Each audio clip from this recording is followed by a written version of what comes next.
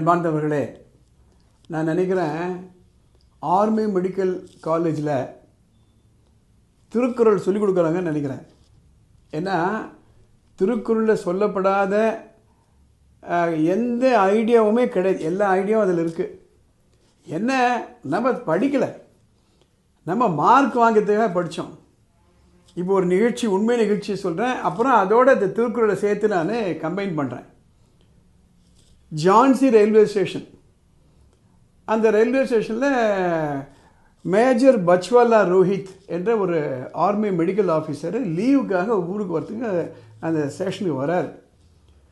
அப்போ ஒரு வீல் சேரில் ஒரு லேடி ஒரே கூச்சல் போடுறாங்க, ஒரு சத்தம் போடுறாங்க, வலியில் துடிக்கிறாங்க. ஒரு போய் பார்க்குறாரு, புரிஞ்சுக்கிட்டாரு அந்த அம்மா லேபர் பெயின் வந்துடுச்சு. அவங்கள ஹாஸ்பிட்டலில் அட்மிட் பண்ணுறதுக்கும் நேரம் இல்லை. உடனே அவங்க டெலிவரி பண்ணி ஆகணும், அந்த நிலைமை. இவர் கையில் இருந்ததெல்லாம் என்னென்னா ஒரு பாக்கெட் நைஃபு, ஒரு சிகரெட் லைட்டரு, சில ஹேர் கிளிப்ஸ், அவ்வளோதான். யோசனை பண்ணுறாரு. சரி, அந்த ஆர்மி மெடிக்கல் ஆஃபீஸர் அந்த அம்மாட்ட சொல்கிறாங்க, கவலைப்படாதீங்க, உங்களுக்கோ உங்கள் குழந்தைக்கோ எந்த ஆபத்தும் வராதுங்க, ரிலாக்ஸ் பண்ணுங்கள், உங்களுக்கு தேவையான உதவி நான் பண்ணுறேன் அப்படின்ட்டு அவர் கையில் இருந்த அந்த பாக்கெட் நைஃப், அந்த கிளிப்ஸை வச்சு அந்த குழந்தைய டெலிவர் பண்ணுறாங்க. அந்த குழந்தை பிறந்த உடனே மூச்சு விடலை. உடனே அவர் வந்து ஆர்டிஃபிஷியல் ரெஸ்பிரேஷன் பண்ணுவாங்க, ஃபஸ்ட் எய்ட் பண்ணி பார்த்துருப்பீங்க, பண்ணி குழந்தையும் பொழைச்சிடுது. அவருடைய வீடியோ அதை போடுறேன், ஃபுல்லாக பாருங்கள். அது இங்கிலீஷில் இருக்குது, அதனால தான் சுருக்கமாக நான் தமிழில் சொன்னேன். I'm a medical officer in Army Medical Corps.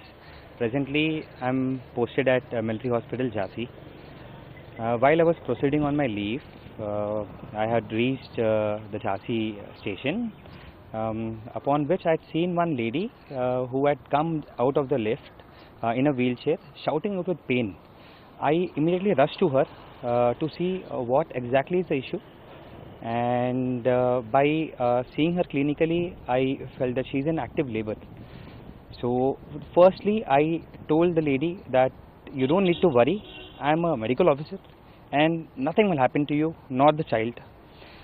And at that point of time, I realized that she cannot be evacuated from that point. So I had planned that I would deliver her right away at that same place. In that incident, and I had looked for certain items where such as I've looked for a knife where I've got a pocket knife. I've looked for a lighter to sterilize that knife, and I had also got some clips, hair clips, so that I can clip the umbilical cord.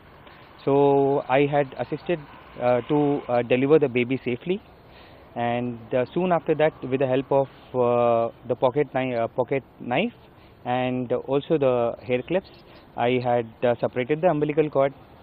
The baby was not responsive during the first second, but with my clinical skills, I had tried to resuscitate her, and then even she had responded, and I really felt very happy for that.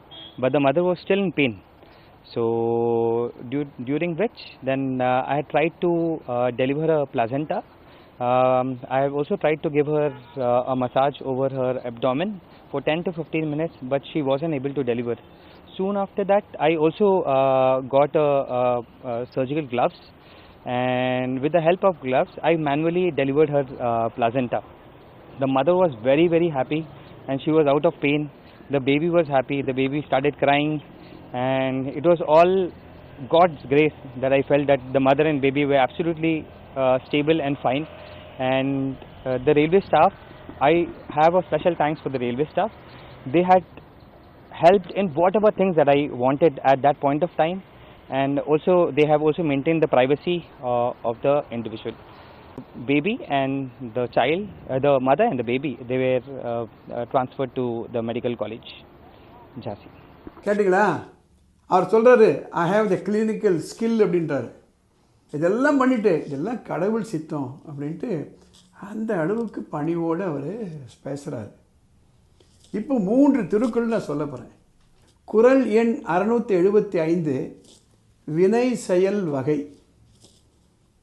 பொருள், கருவி காலம் வினையொடு ஐந்தும் இருள் தீர எண்ணி செயல். திரு சேயோனுடைய பொருள் தொழில் செய்வதற்கு வேண்டிய பொருள், தேவையான கருவி, தகுந்த காலம், செய்ய வேண்டிய முறை, தகுந்த இடம் ஆகிய ஐந்தனையும் குறித்து நன்கு தெளிவாக ஆராய்ந்து செயல்பட வேண்டும்.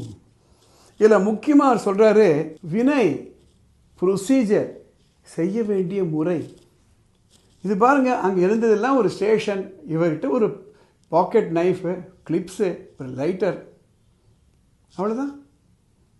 அடுத்த குறள் பாருங்க, 671.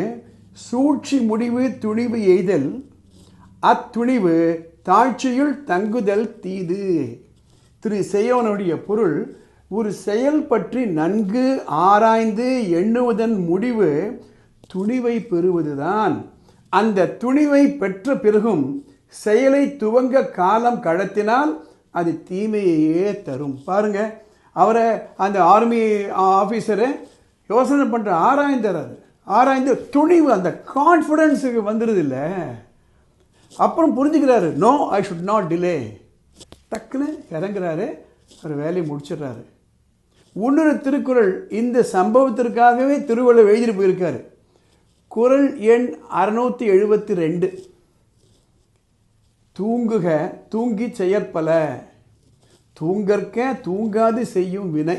திரு சேயோனுடைய பொருள், காலம் தாழ்த்தி செய்ய வேண்டிய செயல்களை காலம் தாழ்த்தியே செய்ய வேண்டும்.